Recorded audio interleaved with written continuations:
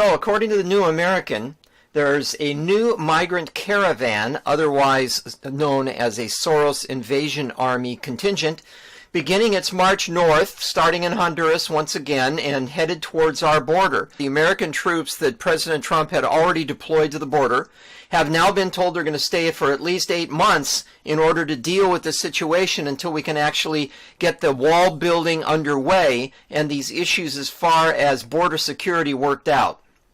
So yesterday in Honduras, another gathering of these illegals, intending, at this point they're legal because they're staying in their own country, but as soon as they cross the border into another country, then they become illegals if they're not doing it through the process that that country has designated as a normal transition for somebody to enter that country. So now we're into our 8th or 9th week of stories about President Trump turning away these people headed towards our border from the south.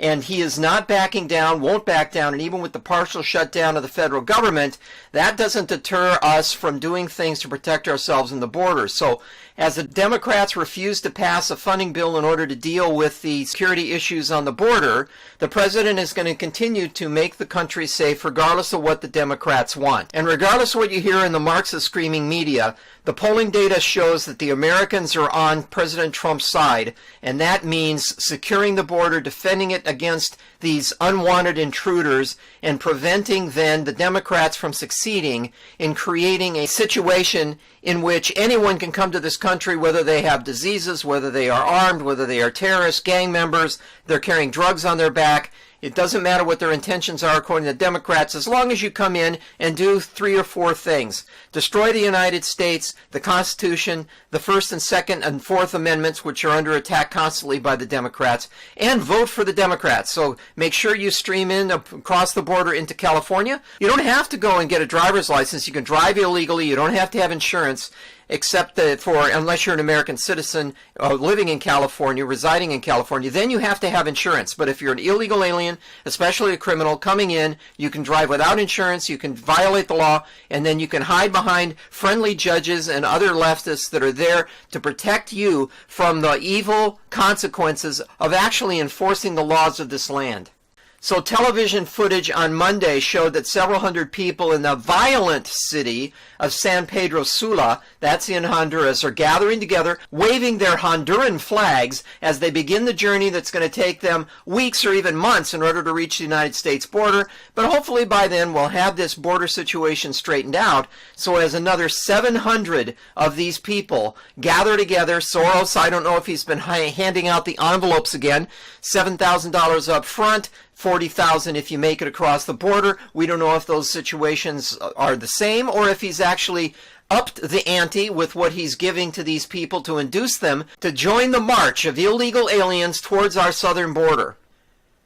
Imagine what the poor people in Tijuana are still having to deal with at least 2,500 of the illegal aliens that came across the border, were headed across the Mexican border, headed up to the United States, but were stopped by strong border enforcement measures at the American border, and now are forced to stay in Mexico, many of them residing now in once somewhat peaceable areas of the Tijuana area, which is just south of the San Diego county line on the southern side of the American border there. But all of this truly does nothing but prove that border security is a top priority that needs to be dealt with, and the Democrats are on the exact wrong side, as always, of almost any issue, but in this one in particular, they couldn't be more wrong if they tried, so maybe they're just not trying. And it's not just the border. There are other areas of ports of entry, methods of entry into this country, such as the ports.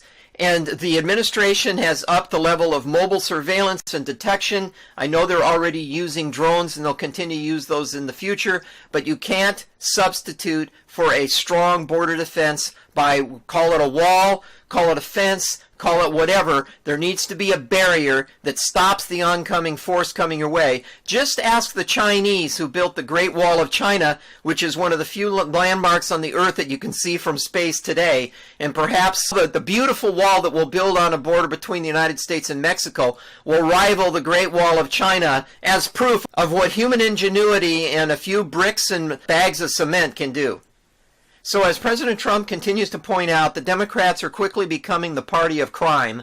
And since the numbers for support of the wall continuing to increase, over 50%, and I believe the 50% is actually a low number. That polling is not done by people, in my opinion, who are friendly to the administration. I think that number is actually at this point in time closer to 60 to 70%. And it's only going to go up as these issues continue at the border, when they see these pictures of people throwing rocks, flying the Honduran flag, making obscene gestures towards the people that are filming them, and at times even attacking the people with the cameras. It does not bode well for the Democrat Party and the Marxist screaming media, their protectors.